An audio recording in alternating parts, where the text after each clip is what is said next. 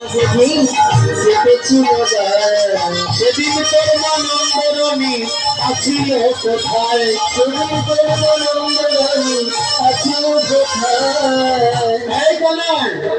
মায়ের বড় করছিস, তোর মা তোকে গাছে বেঁধে মেরেছে, লবণী চুরি করেছিলি বলে মনে নেই?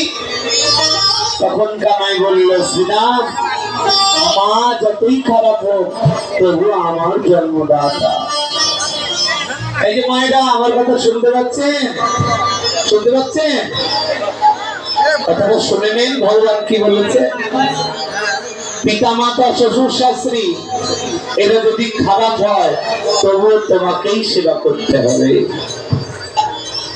এখানে কোনো রুলস দেয়নি, এখানে কোনো এক্সকিউজ দেয়নি, এখানে কোনো অন্য বিধান দেয়নি। অনেকে বলে নরোত্তমদা শাশুড়ি খারাপ, তাহলে কি করব? খারাপ হলেও ভালোবাসতে হবে। কেন?